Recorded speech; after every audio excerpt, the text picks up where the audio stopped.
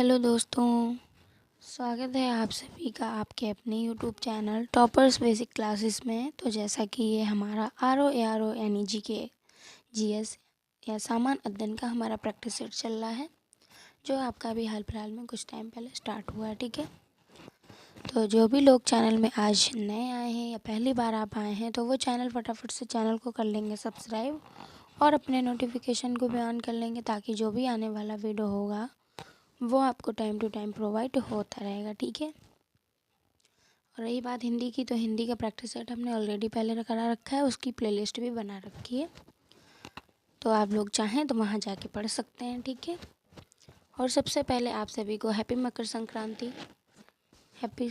ठीक है, मकर संक्रांति को आपको बहुत सारी हार्दिक शुभकामनाएं। तो चलिए स्टार्ट करते हैं। प्रैक्टिस सेट का पहला क्वेश्चन जो हमारा है वह क्या है, आइए देखते हैं।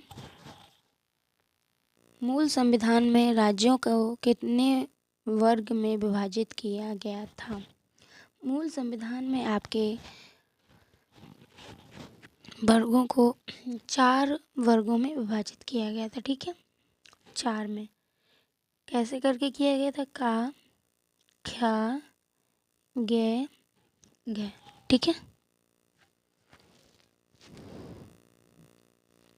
ठीक है, 4 वर्गों में आपका विभाजित किया गया था, का, खा, गा, घा। ठीक है, और किस संविधान संशोधन में इसको समाप्त कर दिया गया था? तो 7वां जो संविधान संशोधन आपका हुआ था, ठीक है, तो उसमें इसको समाप्त कर दिया, इन वर्गों को समाप्त कर दिया गया था। ठीक है, ऑप्शन आपका डी यहाँ पे बिल्कुल राइट हो जाएगा, और हम बढ़ चलेंगे अपने नेक्स्ट क्वेश्चन की ओर। तो आइए देखते हैं हमारा नेक्स्ट जो क्वेश्चन है वे क्या है।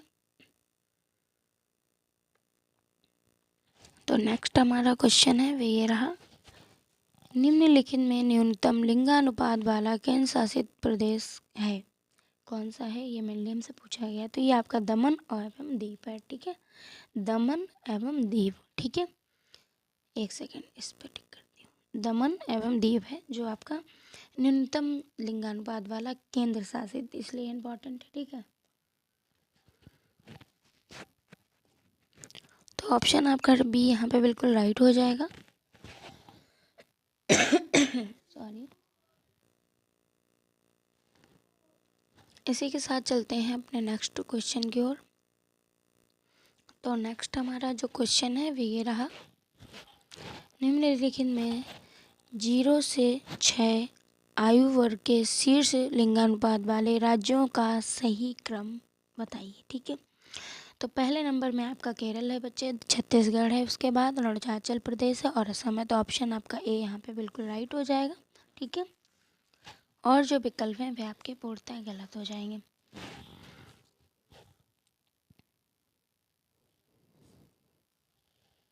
इसी के साथ चलते हैं अपने नेक्स्ट क्वेश्चन की ओर।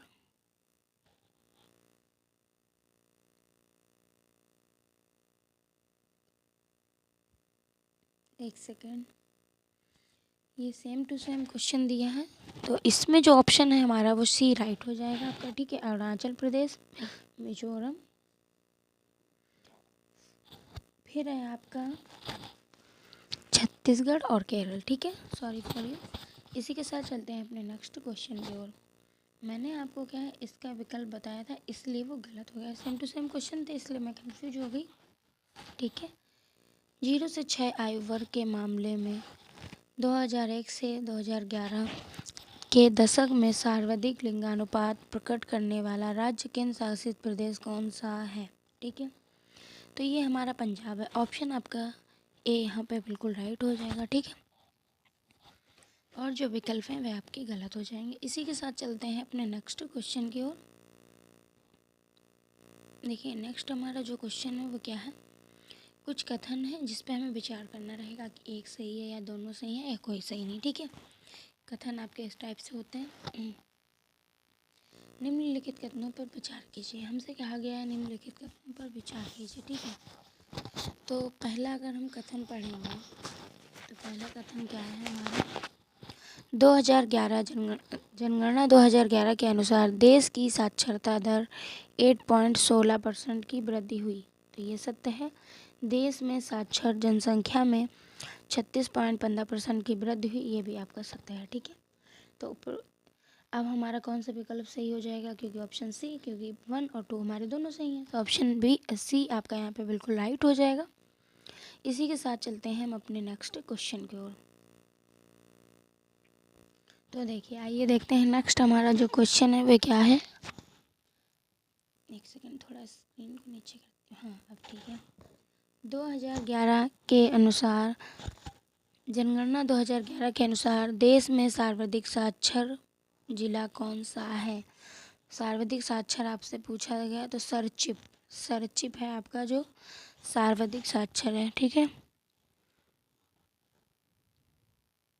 यानी कि मिजोरम। ठीक है, ब्रैकेट में आपको मिजोरम भी लिखा मिलेगा। ठीक है, इसकी साक्षरता कितनी है, 98.76%। ठीक है, ये इसकी न्यूनतम जो है। इसी के साथ चलते हैं अपने नेक्स्ट क्वेश्चन की ओर। तो नेक्स्ट हमारा जो क्वेश्चन है वे क्या है, आइए देखते हैं।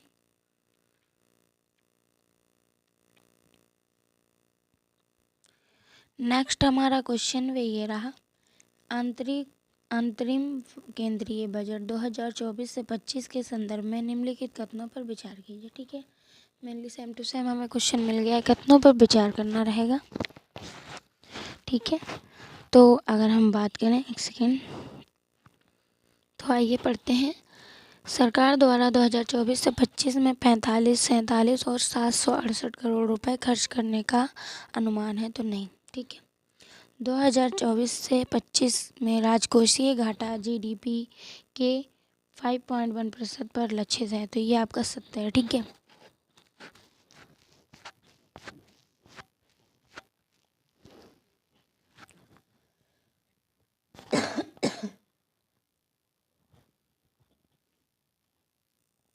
अब हम देखेंगे कौन सा जो हमारा कथन। देखिए, ऑप्शन हमारा यहाँ पे बी राइट हो गया है। और चलते हैं इसी के साथ नेक्स्ट क्वेश्चन की ओर।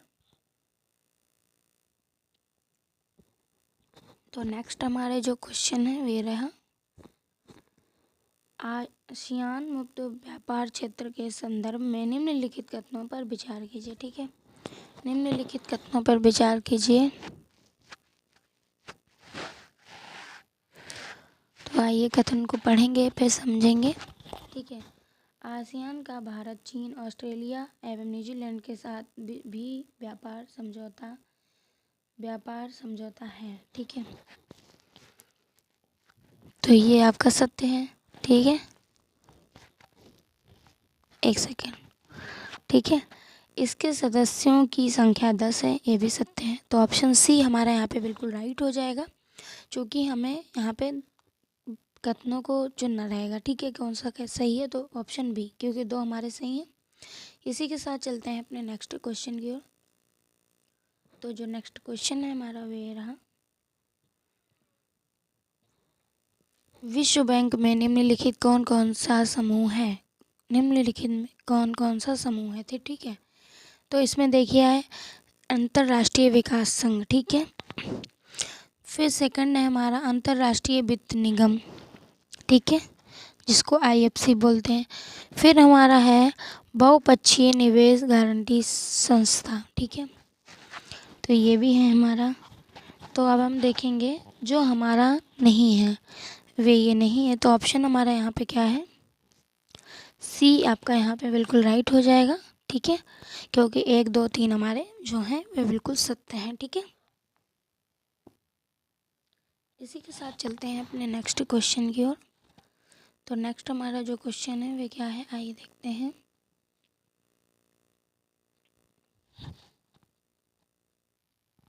क्वेश्चन है हमारा, मानव विकास रिपोर्ट देशों की तुलना निम्नलिखित में से कसौटियों के आधार पर करती है। ठीक है, तो ये आपकी शिक्षा के आधार पर भी करती है, स्वास्थ्य के आधार पर भी करती है और प्रति व्यक्ति आय के आधार पर भी करती है। ठीक है, आनंद के आधार पर नहीं करती है। तो ऑप्शन हमारा अगर हम बात करें ए यहाँ पे बिल्कुल राइट हो जाएगा। ठीक है, एक सेकेंड। ठीक है, इतने आधार पर वे करती है।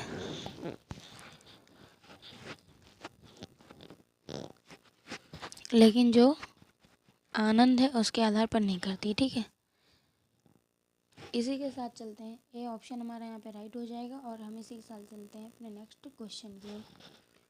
तो जो हमारा नेक्स्ट क्वेश्चन है वे क्या है, आइए देखते हैं।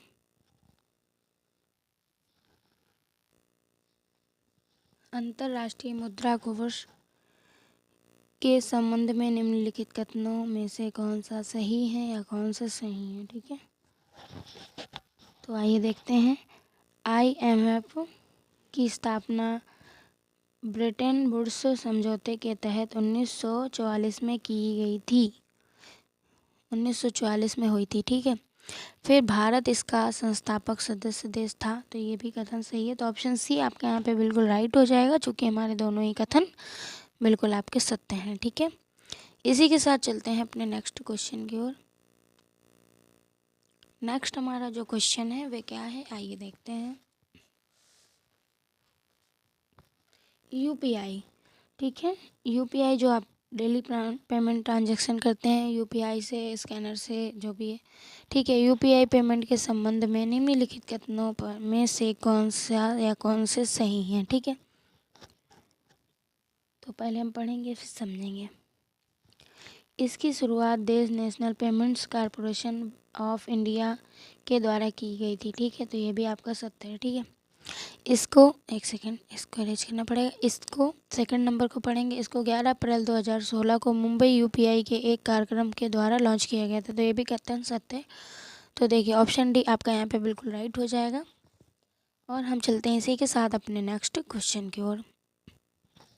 नेक्स्ट हमारा जो क्वेश्चन है वह क्या है, आइए देखते हैं।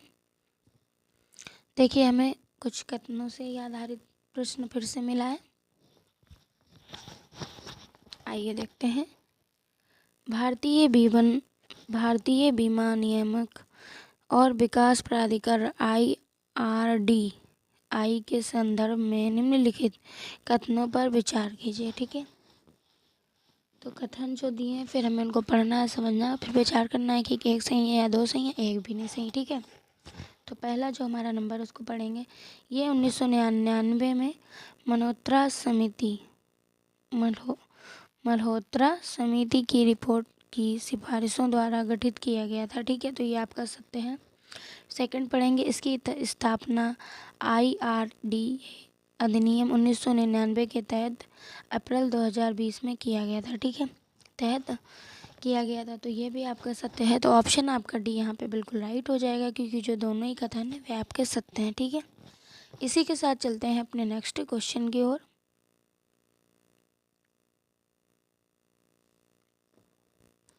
तो नेक्स्ट हमारा जो क्वेश्चन है वे ये रहा। निम्नलिखित कथनों पर विचार कीजिए, वेरी इंपॉर्टेंट। ठीक है, कथनों से रिलेटेड बहुत क्वेश्चन आपके आते हैं। टाटा आयरन स्टील कंपनी की स्थापना 1907 में हुई थी, क्या हमसे पूछा गया है। ठीक है, तो ये आपका सत्य है। टाटा आयरन स्टील कंपनी की स्थापना आपकी कब हुई थी, 1907 में हुई थी। ठीक है, सेकंड है हमारा, दूसरे विश्व युद्ध के बाद चीनी सीमेंट, कागज आदि के कुछ कारखाने भी स्थापित किए गए थे। तो ये भी आपका सत्य है। ठीक है, तो अगर हम बात करें, ऑप्शन आपका सी यहाँ पे बिल्कुल राइट हो जाएगा, क्योंकि एक और दो दोनों हमारे बिल्कुल सत्य हैं। ठीक है, इसी के साथ चलते हैं अपने नेक्स्ट क्वेश्चन की ओर। तो नेक्स्ट हमारा जो क्वेश्चन है वह ये रहा आपकी स्क्रीन पर।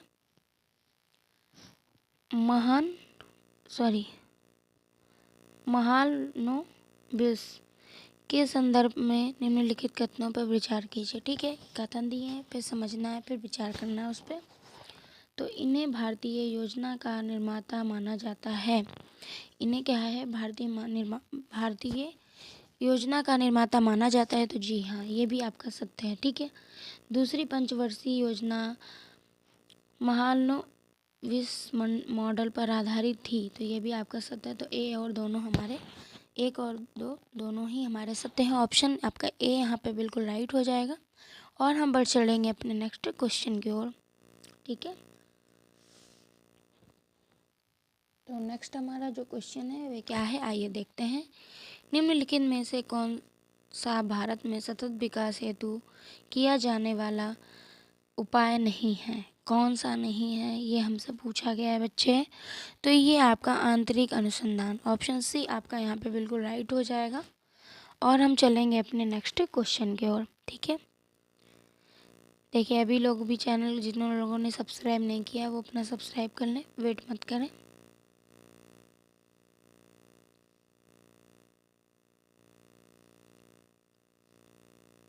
तो ये रहा हमारा क्वेश्चन, ठीक है। क्वेश्चन है हमारा, प्राकृतिक संसाधनों के उपयोग के संदर्भ में अंतर पीढ़ीगत संवेदनशीलता को कहा जाता है। तो क्या कहा जाता है? इसको कहा जाता है धारणीय विकास, धारणीय विकास कहा जाता है, ठीक है। ऑप्शन आपका बी यहाँ पे बिल्कुल राइट हो जाएगा।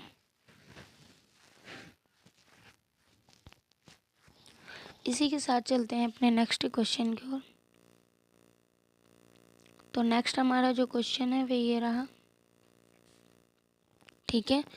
निम्नलिखित कथनों पर विचार कीजिए तथा दिए गए कुछ से सही उत्तर चुनिए, ठीक है। नीचे दिए कथनों पर विचार करना है, फिर उससे सही विकल्प को चुनना रहेगा, ठीक है। बायोम में पौधे एवं जंतु दोनों शामिल किए जाते हैं, तो ये आपका सत्य, ठीक है। बायोम में जंतुओं का प्रभुत्व अधिक होता है, नहीं, ये गलत है। बायोम का निर्धारण मुख्यतः जलवायु प्रकार के अनुसार होता है, तो ये भी सत्य है। तो ऑप्शन आपका डी यहाँ पे बिल्कुल राइट हो जाएगा, क्योंकि हमारे यहाँ पे डी विकल्प सही है। 1 और 2, ठीक है, 1 और 3। इसी के साथ चलेंगे अपने नेक्स्ट क्वेश्चन की ओर। तो नेक्स्ट हमारा जो क्वेश्चन है वे ये रहा, आइए देखते हैं, ठीक है।